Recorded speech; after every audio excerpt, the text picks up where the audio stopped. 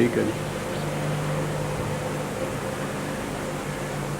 اسے اصطلاح میں کہتے ہیں ریلیٹو ٹروتھ، اضافی حق. یعنی اپنے ہاں ہمارے ہاں یہ چیز جائز، ان کے ہاں وہ چیز جائز، اس لیے کہ اس کے لیے اپنا پیمانہ رکھا ہوا ہے. انہوں نے اپنا پیمانہ رکھا ہے، ہم نے اپنا پیمانہ رکھا ہے.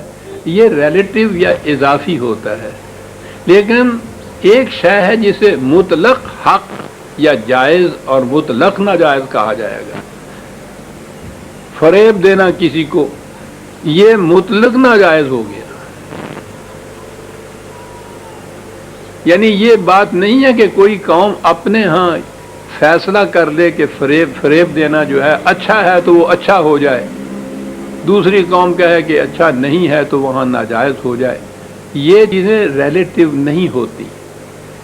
یہ انہیں کہتے ہیں مطلق یا ایبسلیوٹ ٹروتھ. انسانی فکر ایبسلیوٹ ٹروتھ جو ہے اس کو متعین نہیں کر سکتی. انسانی شعور یا عقل یا قومی مفاد معاشرے کا اپنا اپنا فائدہ دیکھتا ہے. وہ اس چیز کو جائز قرار دیتا ہے جس میں اس کا فائدہ ہوتا ہے. افراد میں بھی تو آپ دیکھتے ہیں نا، یہی ہوتا ہے. جھگڑے اسی بات پہ ہوتے ہیں. اقوام میں بھی یہ ہوتا ہے کہ ہر قوم اپنا فائدہ جس میں دیکھتی ہے اسے اپنے ہاں جائز قرار دیتی ہے، دوسری قوم اپنا فائدہ جس بات میں دیکھتی ہے اسے جائز قرار دیتی ہے. اور یہ سارے ٹکراؤ اس لیے ہو رہے ہیں کہ جائز اور ناجائز، حق اور باطل مطلق کا کوئی پیمانہ نہیں ہے انسانوں نے رکھا اپنے پاس. اگر پوری انسانیت کے پاس ایک پیمانہ ہو مطلق حق اور باطل کا، کہ یہ نہیں کہ اس قوم میں یہ حق ہے اور دوسری قوم میں وہ باطل، بلکہ پوری انسانیت یہ تسلیم کی کر لے کہ یہ چیز جو ہے حق ہے اور یہ چیز باطل ہے. مثلا مساوات انسانیہ کا قرآن کریم نے جو پہلا ایک بنیادی اساسی صداقت اور سچائی کا پیمانہ دیا ہے، مساوات انسانیہ. اب اس میں انسان کے رنگ، نسل، زبان، وطن کی کوئی تخصیص نہیں ہے، ایک جیسے. اقوام عالم نے یہ پیمانہ اپنے ہاں نہیں رکھا. وہ اپنے ہاں اپنی قوم کے افراد جو ہیں ان کو ہمیشہ برتر قرار دیتی ہے دوسری اقوام کے انسانوں سے.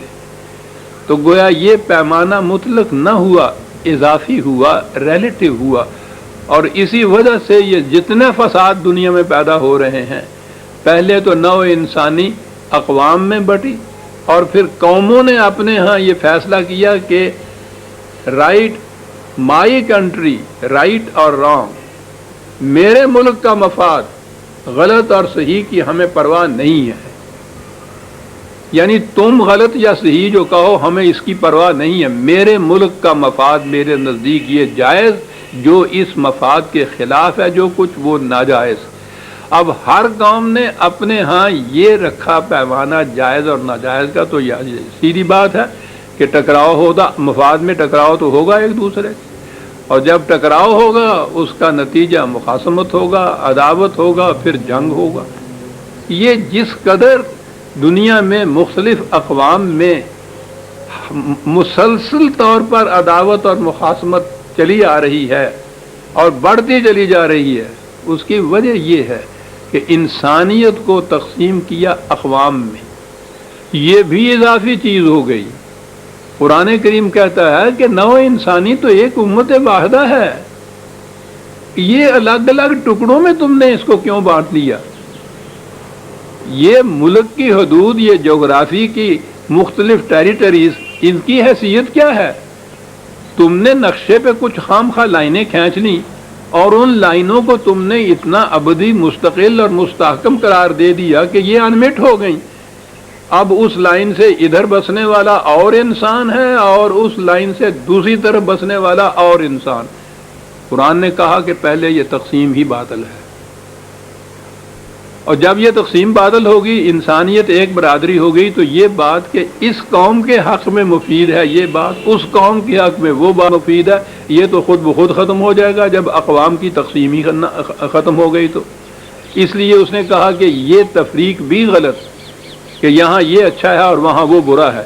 اچھے اور برے کا معیار قوموں کا، افراد کا اپنا ذاتی فیصلہ نہیں ہے، اس کے لیے مطلق پیمانہ ہونا چاہیے جو انسانوں کا وضع کردہ نہ ہو۔ یہ ہے جو کچھ قرآن نے کیا ہے، تفریق کر دی۔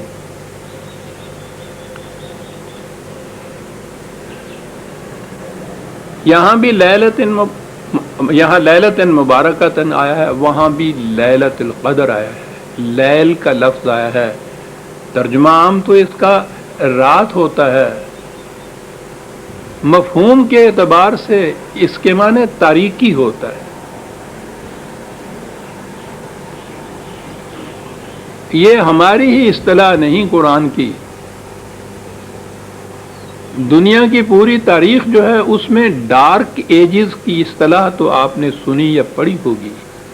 ڈارک ایجز یعنی یہ جو زمانہ اب تمدن کا، تہذیب کا، علم کا، عقل کا، فکر کا، اس سے پہلے کا جو دور ہے یا ادوار ہیں، جتنا بھی زمانہ ہے، اس کو ازمنہ مظلمہ کہتے ہیں۔ وہ ذرا مشکل لفظ ہے عربی زبان کا۔ تاریک دور، ڈارک ایجز جو ہے، یہ ہے اصل میں انگریزی کی اصطلاح، تاریک زمانہ جو ہے۔ قرآن کریم نے کہا یہ ہے کہ یہ قرآن تاریک زمانے کے اندر آیا، ڈارک ایجز کے اندر آیا۔ نورانیت نہیں تھی انسانوں کے پاس اس زمانے میں۔ انبیاء کرام آتے رہے اس سے پہلے بھی، وہ مختلف علاقوں میں آتے تھے، مختلف قوموں کی طرف آتے تھے، پھر ان کی تعلیم تھوڑے عرصے کے بعد مسخ ہو جاتی تھی، باقی نہیں رہتی تھی، پھر تاریکی ہوتی تھی۔ پوری نوع انسانی پر تاریخ بتاتی ہے کہ زمانہ نزول قرآن میں اقدار یا وحی کی روح سے جو روشنی ملی تھی، آسمانی روشنی یا دانش نورانی جسے اقبال کہتا ہے، وہ دنیا میں اپنی اصلی شکل میں کہیں بھی موجود نہیں تھی۔ ساری دنیا پر تاریکی چھائی ہوئی تھی۔ یہ جو تاریکی کی فضا ہے پوری دنیا پر اقدار کے اعتبار سے، اسے قرآن نے لیل سے تعبیر کیا ہے، رات کی تاریکی۔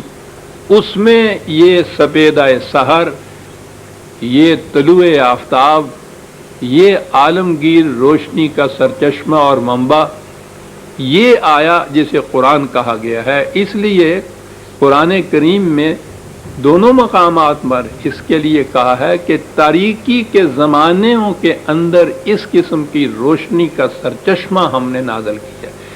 یہ اس لیل کا جو ترجمہ یا مفہوم ہے وہ یوں آیا، معاف رکھیے۔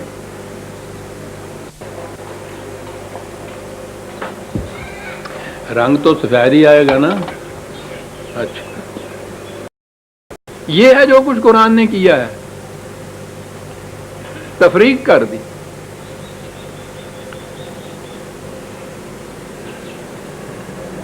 یہاں بھی یہاں لیلۃ مبارکۃ آیا ہے، وہاں بھی لیلۃ القدر آیا ہے، لیل کا لفظ آیا ہے۔ ترجمہ عام تو اس کا رات ہوتا ہے، مفہوم کے اعتبار سے اس کے معنی تاریکی ہوتا ہے۔ یہ ہماری ہی اصطلاح نہیں قرآن کی،